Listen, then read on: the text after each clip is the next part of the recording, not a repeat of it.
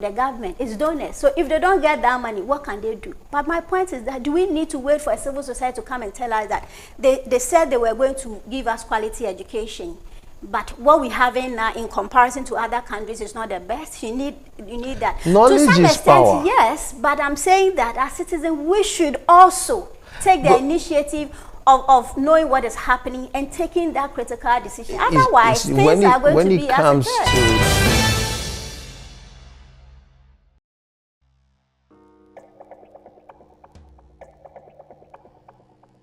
Hello, you're watching NSG News, and this is the hot seat.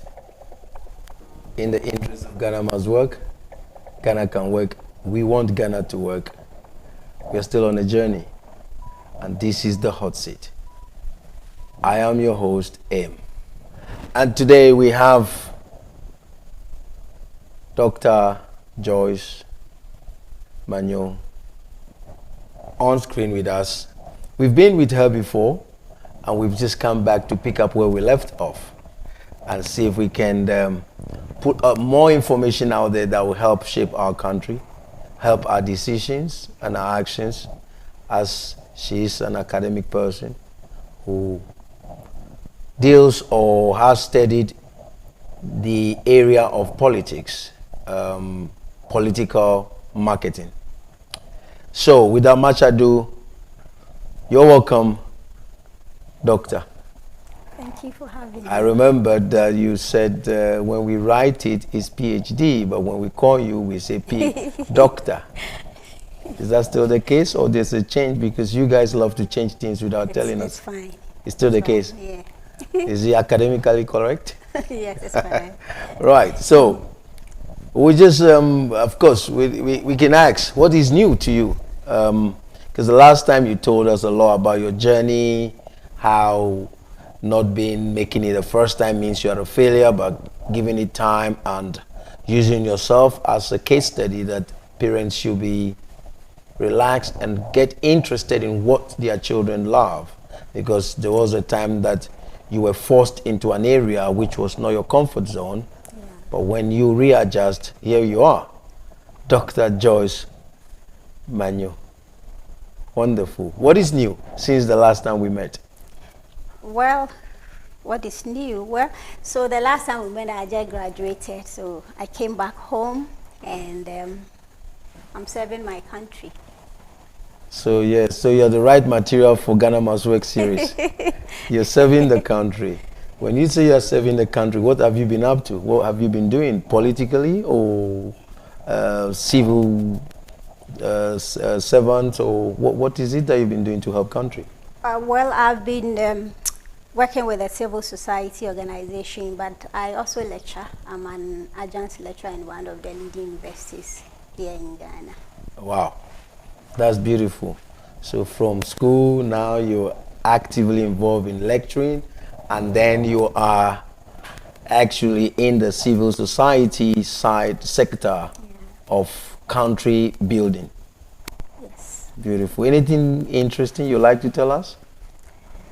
Well, for me, given my background in political marketing and given the fact that we are in election year, everything that is happening, it's very interesting for me because I have a lot of materials that I'm studying to do more publication, but also given the fact that it's election year, there are a lot of works that we're doing behind the scenes to help our democracy and to help politicians do what, in our view, must be done.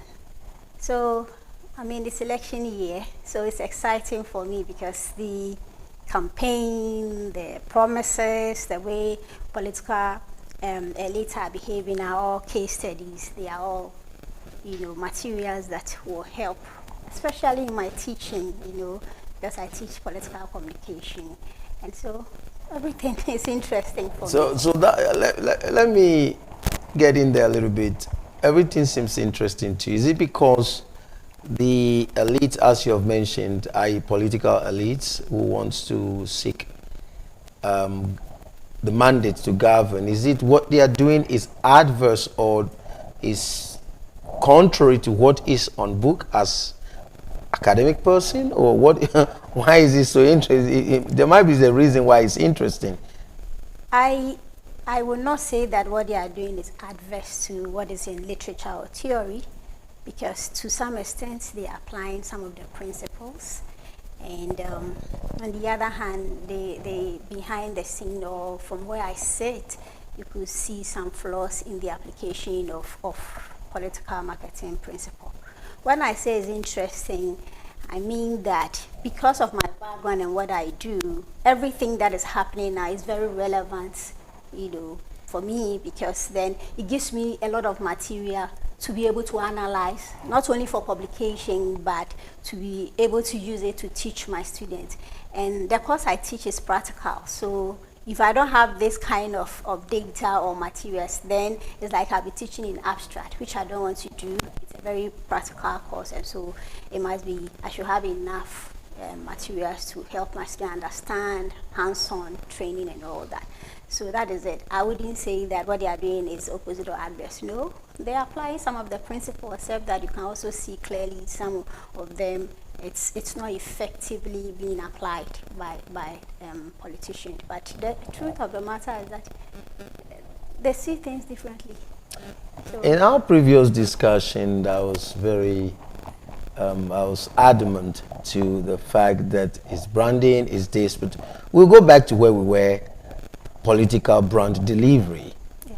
And I was challenged to the fact that a brand should deliver what it promised. If I buy a milk, I should find, I don't want to advertise any brand without them paying. So I'm not mentioning their name. All right, so just a milk that is labeled, let's say NSG News milk. Yeah. And we said deliciously hot seat. And then you go in, there is water. Because the hot seat, as we all know, or those that follow us understand that it is country and people bias. Yeah.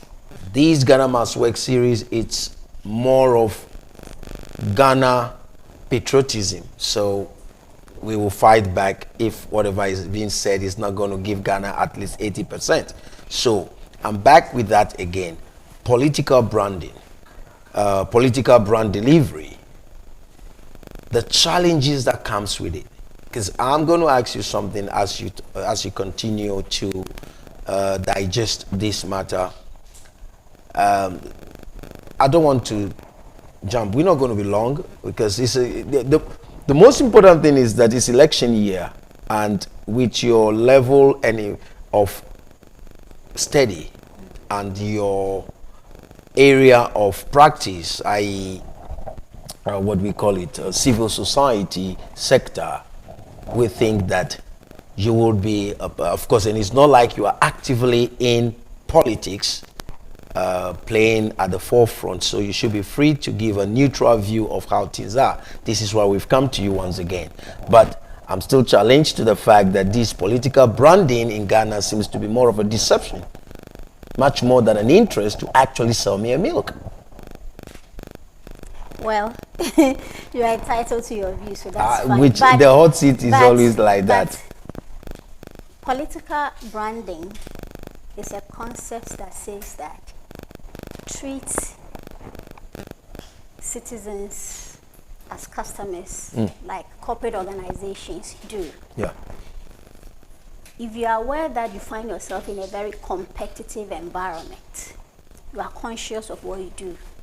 So political branding is simply saying that you need to pitch and position yourself in a way that you find yourself in the heart and in the minds of political consumers. And in this context, we as citizens are the political consumers, political parties, the operators, political elites. Yes, we see them. They have to understand that they are running an organization and we are the political consumers. Branding is simply saying that these are your clients. So you must operate with what we call customer focus or customer centric strategies, having your client at the center of what you do. So in the practice of politics in Ghana, it's been established in the literature that these political parties and the operators are brands. In other words, they have applied the principles of branding to find themselves in the hearts and in the minds of the political consumers. So they are brands, and when they come to us seeking for our votes, they come to us with some kind of promises, which brands do. When you go to the corporate world, every product that they advertise, they tell you exactly what it will do for you as a consumer, just to inspire you to opt for that as against others that are competing. That's similar to politics. You have a lot of political parties. It seems like in Ghana, the brand disposition, i.e. political brand delivery, it's not the only determining factor in choice. Because of the diverse groups of people in the country. So where is the academic disposition on this? What would the academy say? Because they can't tell us what they want to tell us, but it seems like people, the Ghanaians, are not looking at only the fact that this can or cannot, but more of, oh yeah, it speaks my language or it comes from my area. Where did that fit actually? Because the reason we are coming to you is that with the hope that Ghanaians will wake up to the fact that if you promise me a milk, you don't deliver milk, I shouldn't buy your milk anymore.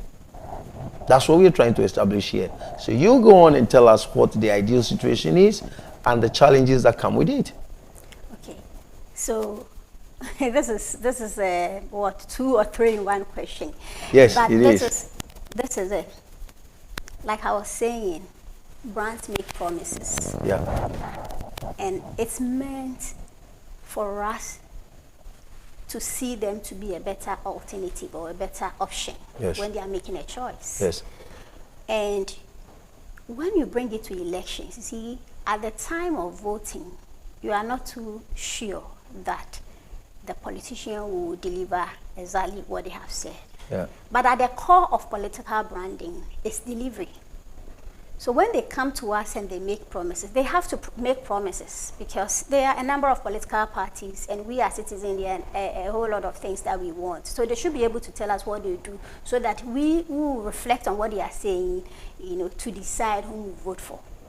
But in political branding, it's political delivery. So if you fail to deliver, theory says that people or your consumers will always have a choice. They are others. It's not a monopoly, right? So that it seems like there's some sort of monopoly in our political landscape. It's about us as consumers. That's what we have. So what is the fault with us? Rational choice theory. Are we being denied that rationality? Who is denying who? It's you as a citizen that you need to. If someone play tricks on me to confuse me, it could be deliberate. Play tricks how? They come to you to make promises. Yes. If they don't deliver, it's for you to say that you said you would do A, B, C, D. I voted for you. It's been 6 years, it's been 7 years. We are in the 8th year, we are about to vote. Based on the fact that you did not keep your promise, I'm taking this action. And I'm saying that in theory, that is what is there. I said brands make promises. And in branding is also delivery. So if they fail to deliver, it's for you to decide that you said you would do this and you did not do it, so I'm not voting for you again. But if you fail to make that rational decision, then who do we blame? Then again, with politicians, they always will want to be in power, so they'll do a whole lot of things. But remember, we are a developing democratic country.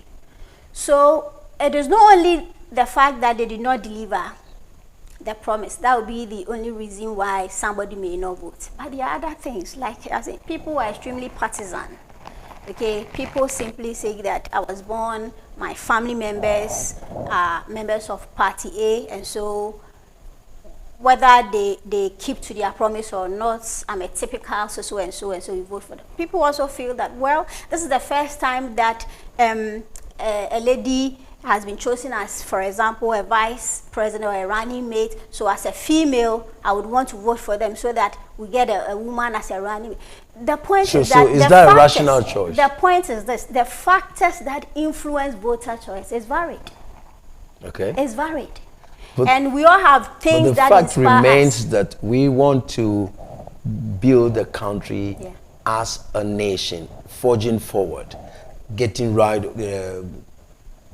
reducing the level of deficiencies and also the deficits that we have across all sectors in this our country. So if we are being irrational because of what we identify as, where is branding, brand delivery, and where is that going to be? At this point, it's not about branding and brand delivery.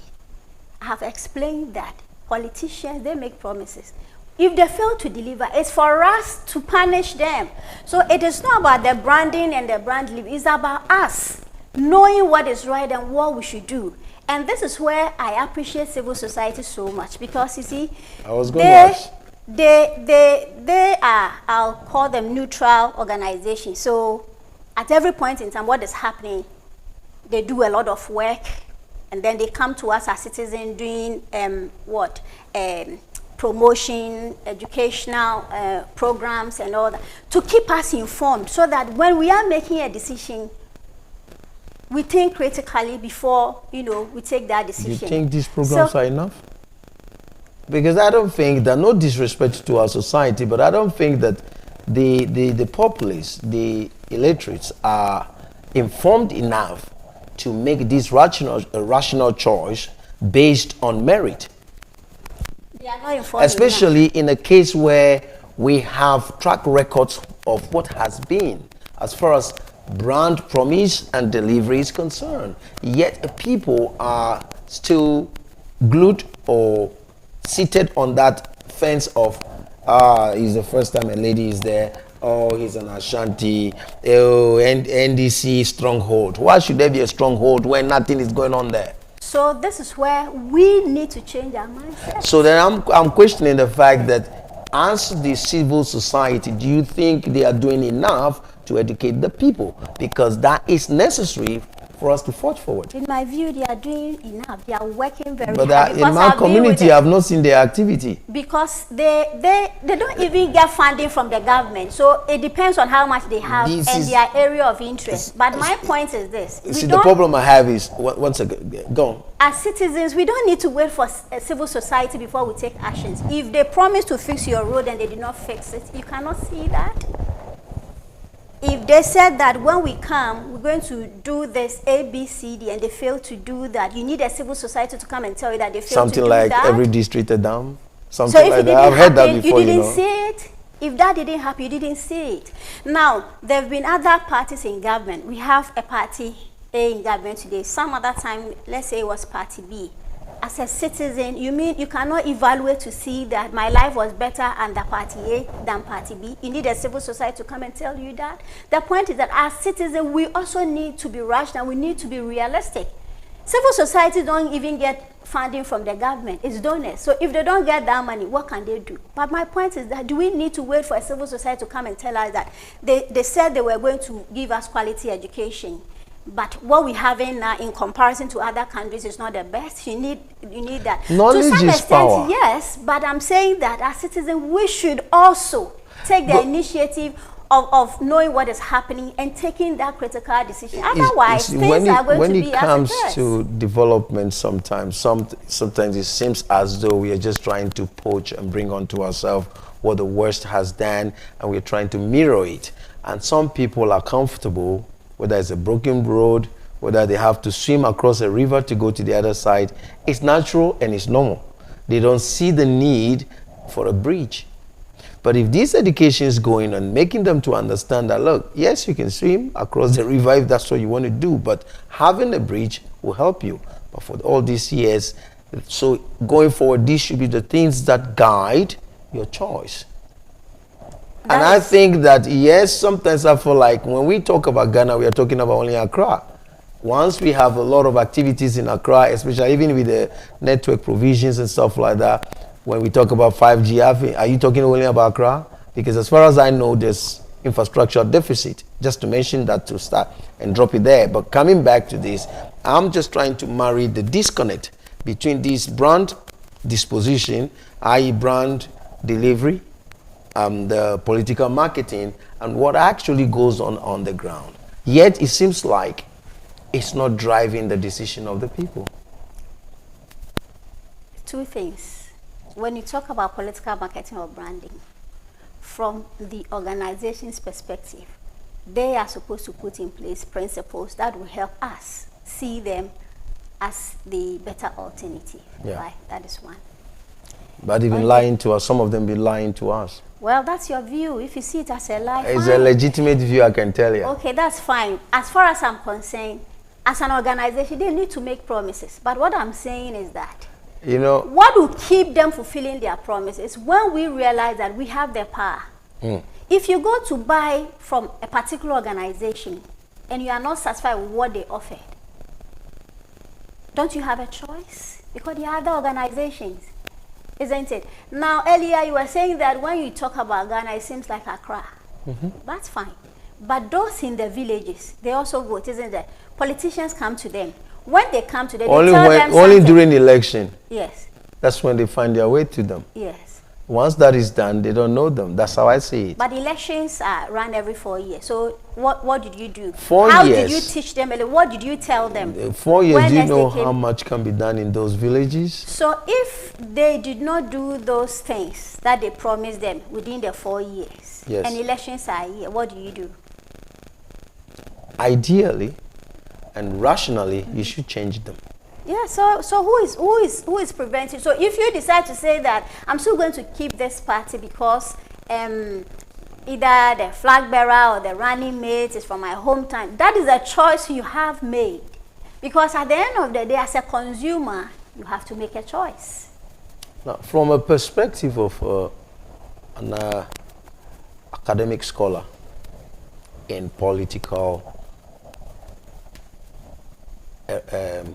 scene or marketing, place, country, people, behavior, data, information, do you think that political branding and the hope it will be delivered alone is going to determine this year's election, bearing in mind tribe, language, party, partisanship, all this?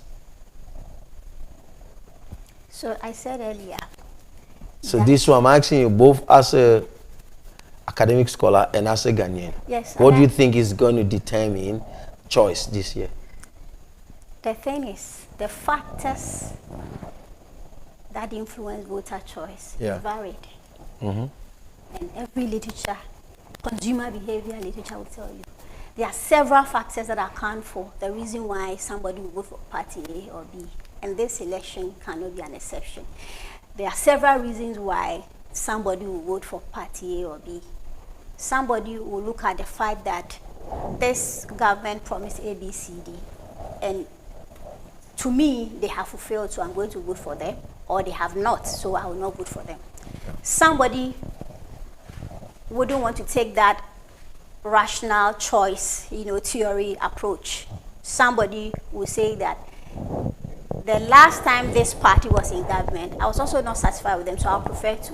The point is that factors that account for voter choice are multivariate, they are varied. And I cannot sit here and say that this is how things are going to be. But what I know is that... I mean, I'm asking due to the fact that you deal with data, Yes. informations, and by analyzing it, you're looking at it and saying, what could be? It's not because you're going to recommend anybody, but just your opinion, Regardless of the analysis that you do, the fact still remains that there are several reasons why somebody will vote for party A or B. So even when you analyze data, opinion polls, surveys and all that, they will point to the fact that a particular party is going to win, but they will not be able to tell you why this person is voting, because that decision is only in their heads. But the thing is that political branding, I would say, is that it gives the party opportunity to do what is right so that they win, the attention of the political market. Because we all know that the reason for which somebody will vote it's multivariate. So what do you do as an organization? You want to put the right principles in place so that when you come in marketing, we call something evoke set. When you appear on the list, of a consumer, if they are going to buy ABCD and the organization appear to be in the list that they are considering, quality books it. So we're going into election. They are supposed to choose between 3, 4, 5, 6 parties. You want to appear. So Braden is telling you that put all the necessary measures in place. For example, don't just wake up and go and make a promise. The political delivery marketing theory will tell you, think about delivery before you make a promise. So it's teaching you, it's teaching you as an organization that don't just go and promise. Reflect and think about it. So the theory is only teaching you what you should do right to get into the heart of consumers. And then it will also tell you, when you get there, you have to ensure that you fulfill the promise so that you continue I believe they know all these things. These individuals or these parties knows these things. Is it that it's deliberate, you're just playing or toying with the emotions of the people, raise their expectations and just leave them in the middle of nowhere, and they found themselves wanting, and they come back and play the same thing again?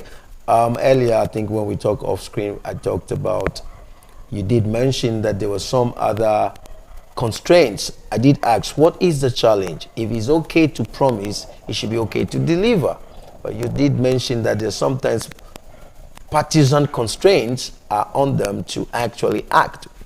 Does it mean that these parties are not actually in the interest of country? Because if partisan constraints means that what they're going to do will not align with country and people, progress, development, and success, then what is this parties about? What are they about? Well, I will not. Some of the questions I shouldn't be asking you. I need them to sit here so I can ask them these questions. Exactly so. That what is your drive? So I will not be able to answer why they do not fulfill most of the promises. But like you rightly said, most of these things we are discussing, it's not as if they are naive. They are aware that. So they are playing on our intelligence then? Well, I can't say that. For I've not read anything that says that they are playing, so I cannot say that. But it looks like that's what they're doing. That's fine, but I have not read anything that tells me that's what they are doing, so I cannot say that's what they are doing. I'm trying to take you out of your comfort zone and bring you to the. I can only speak to what I've read and what I know. I'll take you out of the classroom to the street. Let's go have a street conversation. That's fine. That is fine, but if I don't have data, I will not just speculate or think that, no. I don't want you to speculate. So this is the point I'm making. But I want you to speak as a country person because you have a desire. Of course, that's what I'm doing, and I can only speak to what I have read and what I know. I would not just assume that if they are not doing something, it's deliberate, because I'm not with them in their party. It looks like it's deliberate. Fine, that's your view. What I'll say is the view of the hot seat. What I'll say is that it's very simple. When you make a promise, you must try to fulfill it. But sometimes they also get into government, and for some unforeseen circumstances, they are not able to keep it. But there are other things they could do. And sometimes you are tempted to believe that, well, they genuinely are not ready to keep that promise. As to why they are not, you might not be able to until you are in with them. But what I would say is that they need to know, politicians need to know that people are rational. And when elections are here, there are a lot of people that will evaluate your brand against others and make that decision. There might be a lot more that they'll be able to woo because they'll get them maybe gifts, they'll give them money or whatever. But there are also a lot more that are learning every day. They want their country to get better, and so they are interested in what politicians are doing, and they'll hold them, accountable. So it is in their interest to do, the right things. It is in their interest to do all the research, find out what the issues are, and try their best to keep them. If they fail to do that, then we have the power. It's for us to decide what we want to do. It seems like it's always in their interest too, but it should be more in the interest of the country and people at large, because that is the state of the country, the benefit the people enjoy based on the development of the country is reflective of whether this brand, everything that comes with it, is actually at play. But it doesn't look like. Ghana is over 60 years old since independence, and yet we have to fight with the roads. Corruption is on the high. The last time I sat with Professor Kwesienim, he made a statement that corruption is the fiber, the glue that binds the entity called Ghana together. And that is very painful to hear. But he said, no, it's a fact. Because it runs in every fiber. He said it's so deep that when you squeeze it like a foam, when you squeeze it, it will drain. Why that? Because during the branding process, the brand processing, the state, those are not some of the things mentioned. It's never to say we are coming to steal your money. It's never about the fact that we're not going to build the roads, we'll leave them broken. It's always taking us to that place of excitement. And then we are left to hang. So that's what I've come here to understand. So is it you guys not teaching them properly, or what is the problem? I think I need to blame you now. I don't think that is the case. What's the case? But I'm then? saying that if they've made because they have to make promise I'm still anyway. reading your project, your thesis, you know, and what you've written sounds interesting. It's nice if that's what will be at play. And everything I'm reading there is not what I see on the grounds. So what do we do as citizens? And I'm saying that. And this is why I'm tempted to blame the civil society that I don't think they are doing enough, because this is the thing. I do understand that we have these other things that is going to tickle our fancy to choose someone either because a family member, because we speak the same language, and those should not be the things. Do you think that Ghana's democracy is evolving enough that we are coming to the point where these natural factors are not actually going to be the determining factor of choice, but actually merit is going to be? Do you think, based on data, how things are moving? Of course, the last election, a lot of people lost their seats, which is a good sign. Hopefully that will make some to sit up. If I have my way, vote them all out. I mean, that should be how they should be. That is what we call rational. I mean, applying the rational choice. That is ideally, that's how it's supposed to be. If they are not able to do what they need to do, then it's for us as citizens to change them. Yes.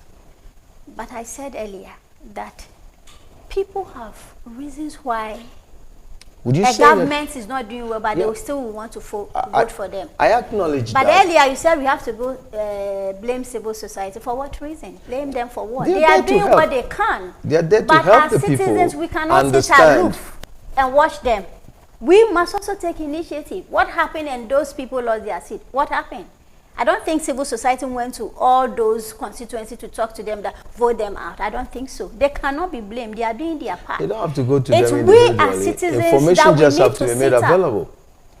And they are doing their best. They are providing. We do a lot of research. We do advocacy. We engage high level, sometimes community works.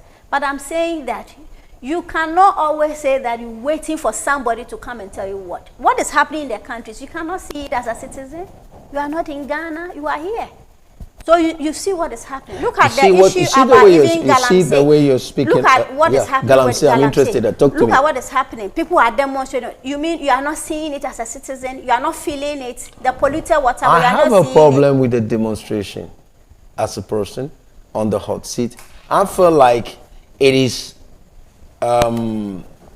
partisan motivated because the distraction has been on for a while now. Why the last 3 months of election that you have decided to get on the streets? What are we going to get out of it? Is there any promise that when we finish the election, we will still get these people on the streets until this thing is stopped? Well, that is fine if you think that is partisan. Of course, that's what the hot seat thinks. What I'm saying, that is fine. That is much more of a political partisan move rather than actually these people really want to change this situation. That's fine. That's your view. What I am saying, of course, some of them have been arrested. I listened to the news and some were released, but 2 is still in there. Okay. Well, what I'm saying with that example is that whatever happens in our country, we are all here. We see it. Yeah. So if you want to say that you are waiting for civil society to come and tell you what to do, then I don't get it. If you go to the market and things are expensive, you don't feel it. You do. The last time Party A was in government, were you not in the country? How did you feel? Did you feel better under that leadership in comparison to what we're having now? It's somebody supposed to come and do that analysis for you as a citizen? No. You see these basic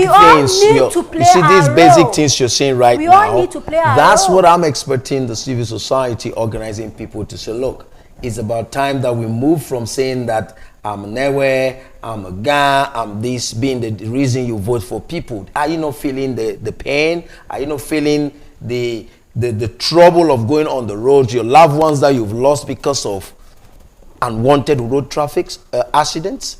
These basic things, that's what I mean, not any high level, yes, civil societies are theoretical or academic information, just a basic everyday experience, being the communication. Because yes, someone will say, why am I not doing this? Is what I'm asking you to speak, and then I expect them to.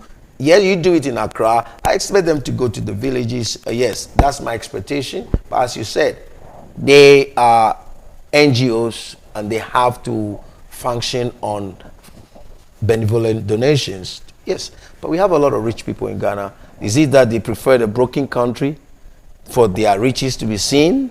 Why can't they put their money with these organizations to get to the hinterland to tell the people, look, we could have driven here easily. The last pregnant woman that died in your village could have gotten to the hospital. Enough of you voting because you come from this area. Vote who can actually give you a hospital. That's what I'm saying.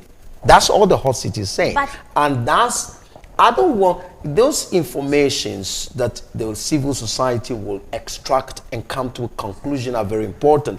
But we know that we have different level as far as intellect and knowledge and education is concerned, but bringing it down to everyday emotional experiences and the pain of things not working will click more. And this is why I'm asking the fact that the last election year where quite a number of people lost their seat, is it an indication that people are waking up to the fact that where I come from should not determine who I vote for? Is that where we are moving to, which will be good? Yes. But I don't think it's only about the fact that people are waking up to say that I'm not voting for you because we are from the same. I think that people are beginning to realize that no, for our country to be better, we all have a role to play. And so if you are not doing what you need to do, what I can do is to take you out. I think we are getting there. With a bit more of work, we'll get there.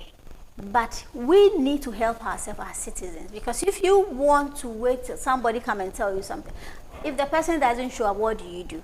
So like we have now, the last election, it was obvious how overwhelming majority of people lost their seats. People are getting there, and that is why I said that for me, I appreciate the work of civil societies, because most of the time they pick, depending on their area of interest, they pick issues, they hold the government accountable, they do a lot of advocacy. Sometimes, you know, they do advocacy behind the scenes and engage even leadership about issues that is behind the scenes you wouldn't know. So something happens and you think that, well, this government has done this. You have no idea how much civil society organizations have fought. And I remember that in my institute, we had to do a research and present the findings at a high level, you know, stakeholder engagement, to let them know these are the issues on the ground. So behind the scene, they do a lot of things. But we need to help ourselves as citizens. Political parties will want to retain power, so they'll do everything. But at the end of the day, you as a citizen, you can tell what is happening. Oh, always. Now, let me put it this way, you've defended the civil society when I called them to question. And that they're doing a law. It's all fan-based activity. A lot more money they have, a lot they can do, but where they are, they're doing a lot. But I'm also of the view that I've not seen them in my community. If you travel about 3, 4, 5 hours from Accra, I don't seem to see any center where people can just go there and assimilate information that helps them. And also I'm advocating that the advocacy of the civil society should not stay at the high level materials. Yes, you talk to the government officials, you talk to public offices to help them to focus, but you can't force them. I do understand that. But when it comes to the populace, the information should be bite-sized and something that they can connect to help their decision. You're not going to recommend, but when they can trace their position in life in the socio-economic ladder to the fact that the guy they give the mandate to is failing them, it will help their decisions more. That's all I'm saying. You are there, or used to be there. I'm not sure which one is at the moment. Don't you think that would be a good idea that the people can relate to the information you're making available with their emotional connections, the pain they go through, the suffering they are going through, the difficulty of life? That could make them connect quicker to the information available. I mean, I'm talking about the civil societies, their workings within our society. Yes, and I have said that they are doing a lot. Every sector of the economy, you find civil society organizations with key interests. They are doing a lot. But I told you, they don't receive funding from government. So they can only do what they have funding for. Would it be nice if they have them, a government should fund them? It's something that they have actually, advocated for. That the work we do is towards the development of our country. We support you, we do advocacy, public education, and awareness creation. And so it would be good to receive funding from the government, but that has not gone through. So for now, it is the funding that they have, what they get. And every donor has an interest. Before they give you money to do a project, it should be in an area that they are interested in. So for example, if donors are not interested in our election, but actually they are, and they give a lot of funding for election-related activities. If they don't give for election-related activities, where will civil society organization get money to do that? They don't have money coming from the government. So their work is also restricted to some extent, because if donors say we are giving you money, at the moment say the topical issue is galamsey, but our interest is in something else. It's exactly what they will have to push for, because that's what they want their money to be used for. So for civil society, I have been in that space before. They are working very hard towards, getting our political leaders to do what in their view must be done. But they are restricted. If they have money, if for example, a donor says that our interest is in something, education, that is where you need to focus on. So if we have issues concerning our elections, peaceful election, you don't have funding, you can't do that. But like I said, when it comes to elections, most of them are interested in having a peaceful election, credible election, so they support heavily in that aspect.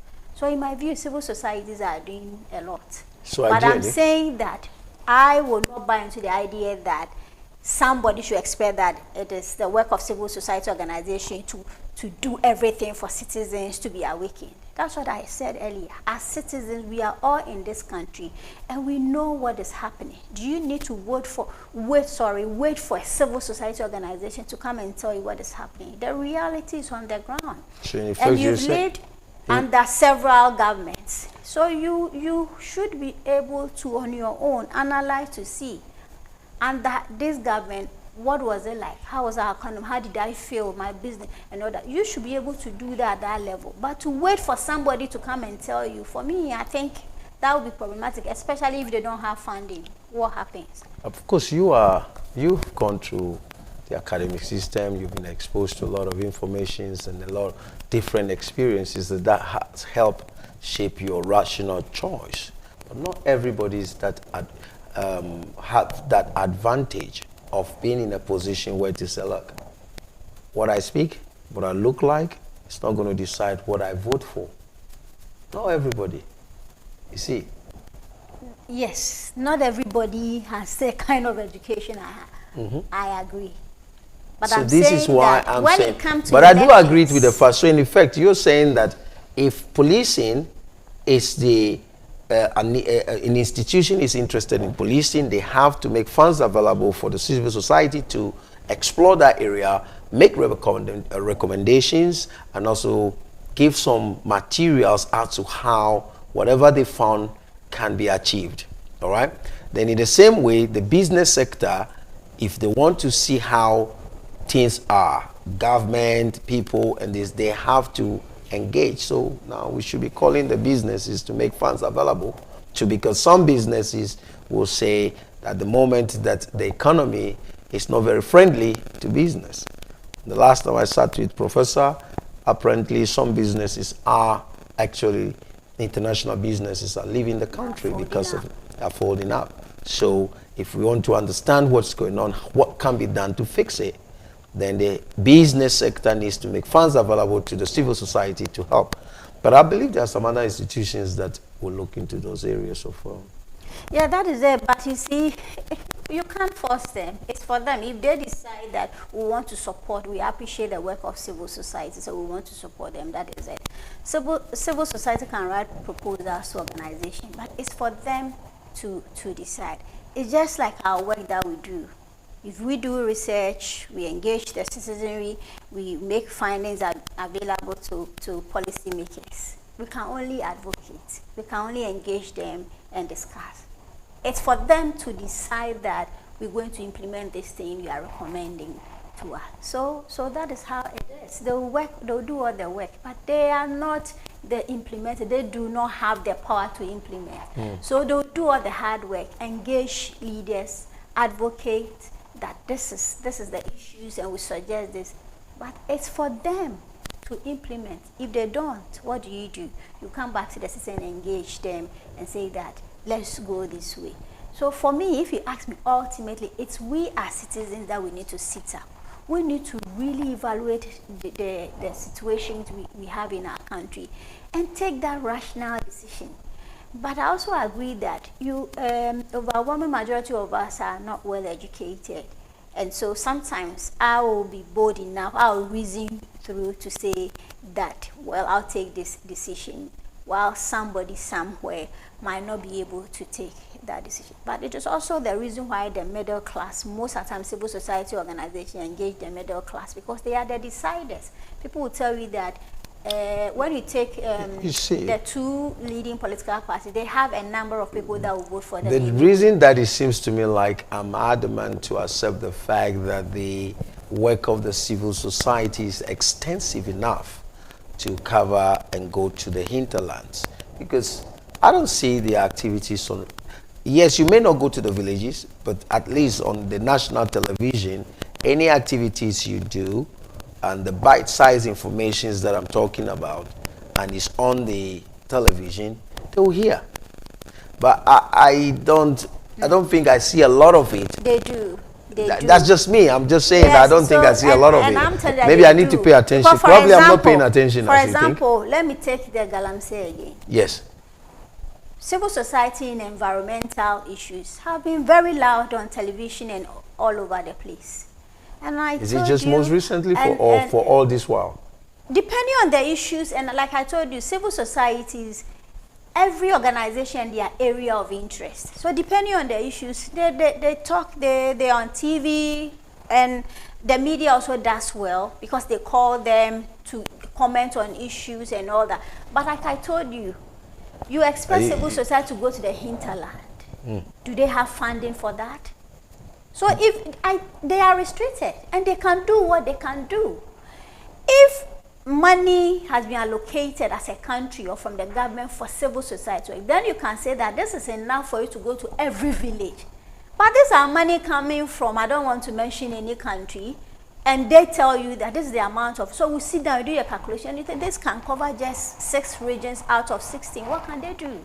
They can only do 6 out of 16 because they don't have the funding. And I've worked with the civil society organization, and sometimes we get money, we do beautiful proposal, work that you think you can feel and see the impact. But the money that comes cannot cover every region. You can only do, say, 2 regions, 3 regions. So you do it anyway because there will be some level of impact. But it cannot be nationwide. So regardless of what you say, you think they are not doing it, they are working hard, but they don't have funding. And so they can't. If the money they have can take them to 2 regions, what do you want them to do? They can't go to 16. So before we go, because I can keep on chasing you around on this, because I think the brand delivery, there's a disconnect between the promises and the delivery. And that is not because the academic ideal situation in the book is faulted. But I think there's something wrong with the mentality and mindset of the people that are trying to brand as well as deliver. And that needs to be fixed. In fact, that's what I'm going around looking for the information with the hope I'll know how this can be fixed. Indeed, I agree that most of the promises that politicians make, they end up not keeping the promise. Most of it. I wouldn't say they don't at all. They do. But even in political marketing, there's what we call deficit in value, in delivery value.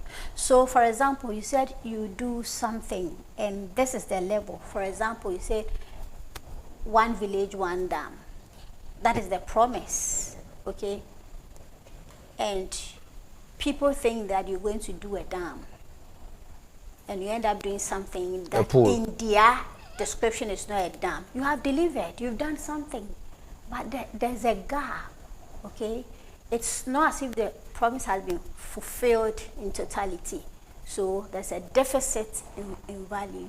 Then there is when you don't even do it at all, okay? So I've cited one example with the NPP. Let me do one with the NDC before I get branded to be against the government.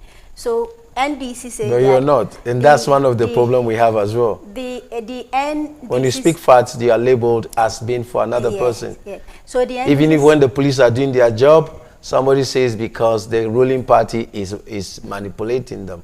And these are the problems. These are the things I'm trying to find information for. Why? Because the agencies need to do their work. Let me complete my example. Please do. So NDC says that we're going to build 200 community day schools, and they are not able to do 50% of that, okay?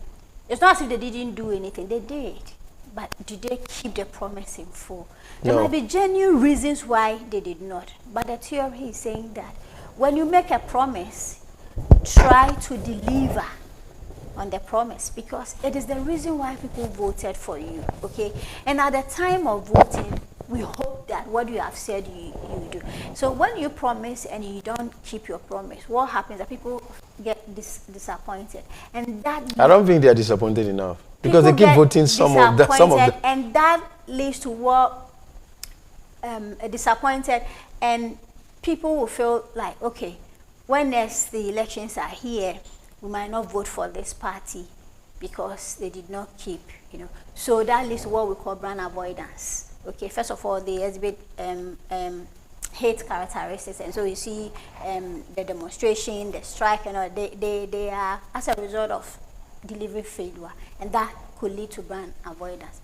But I would say that the kind of politics that we practice in our country, sometimes most of the political consumers do not think like the way I'm thinking, okay? Because they feel that, well, they didn't do what they said, but I'm part of this party. They are very partisan, so they still will want to.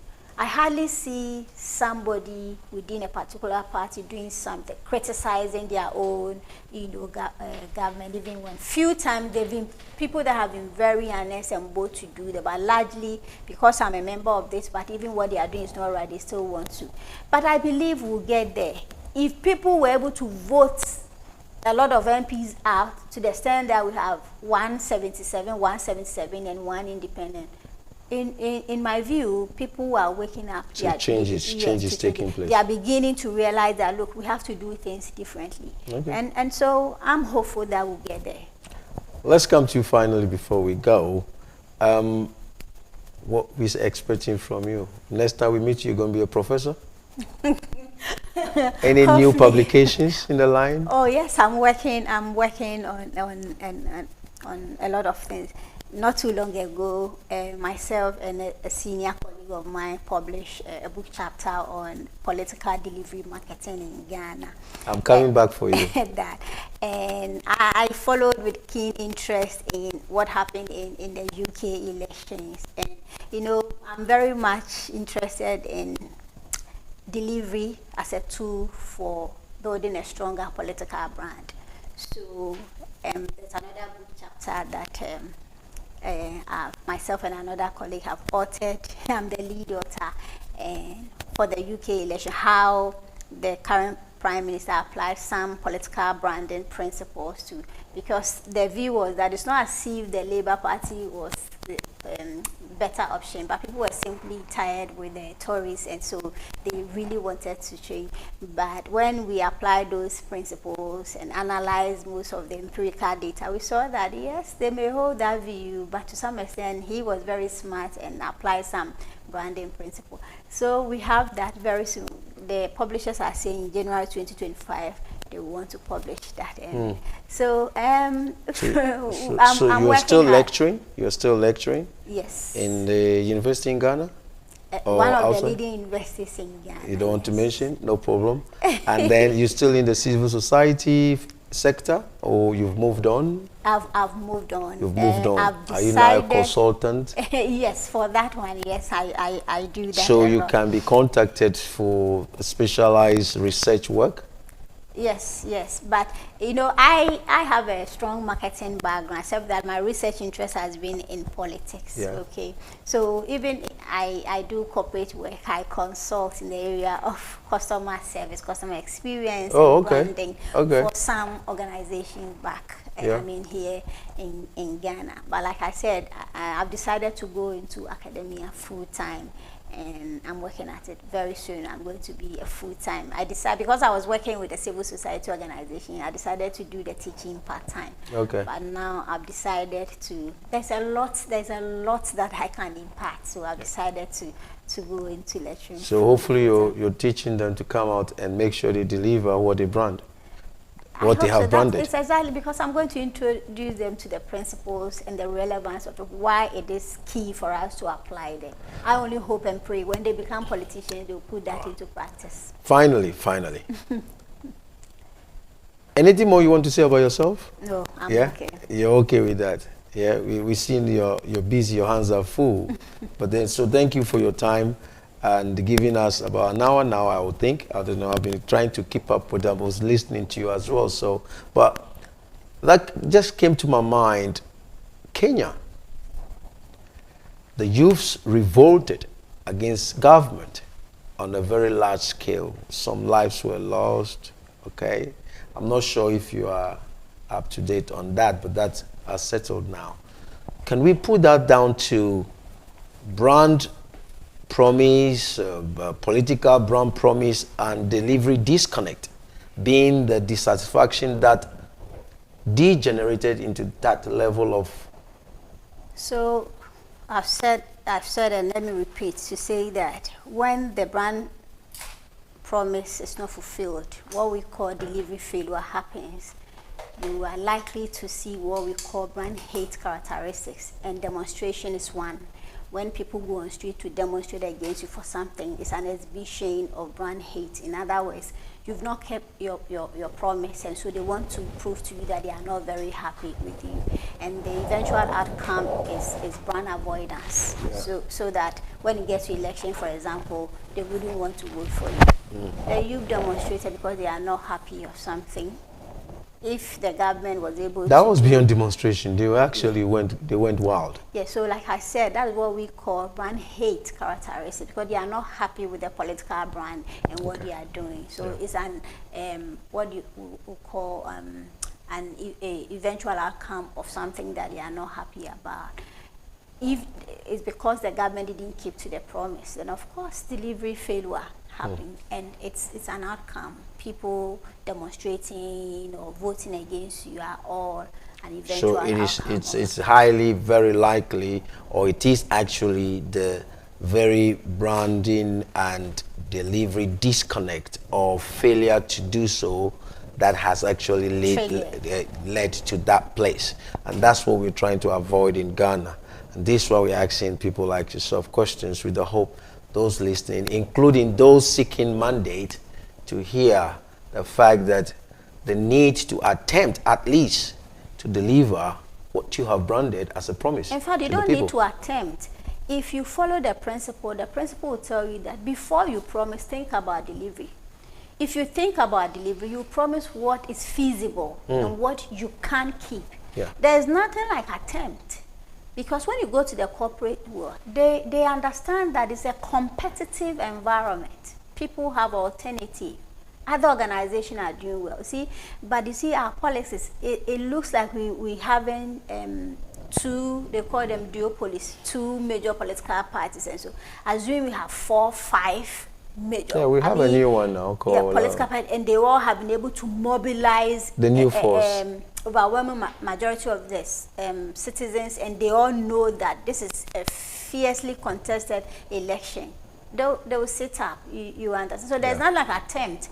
And promise, when you promise, you must make sure you work hard to deliver. Yeah. I agree, sometimes for some genuine reasons you might not be, but it should not be that almost every promise you made, you just have simply not been able to fulfill most of it. You should be able to fulfill far more, of the promises. Then people will understand that, yes, looking at what you've done, but for something, some unforeseen circumstance, you would have been able to fulfill all. That's what we are talking. So it's not make an attempt. Be conscious of it and then work towards delivery, because it's very important. That is what will pitch you, the hearts of the political market. Thank you very much for your time, and we'll draw this one to a close.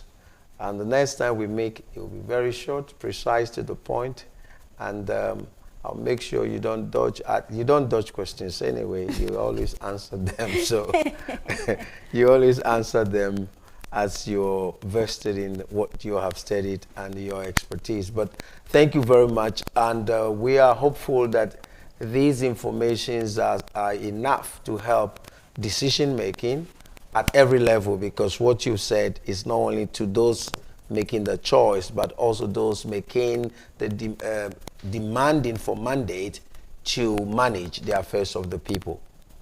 Thank you very much. God bless you, and in your works and all your materials that you're writing and your future aspirations. And I hope to be there when you are being professorship is being conferred on you. Thank you very much for having me. You're welcome. And to you all out there, I am very sure that you have gotten something that you will share with your next or will become the center of discussion. That's what we want, so that it will continue and become a ripple effect. Dr. Joyce Manyo has dropped the stone in the water, and we want it to be a ripple that is running from one section. You watch this video, you send it to somebody else to listen. We have to become people that are interested in information. Thank you all for watching. God bless you. This is The Hot Seat. I'm your host, Aim Liquid. I flow.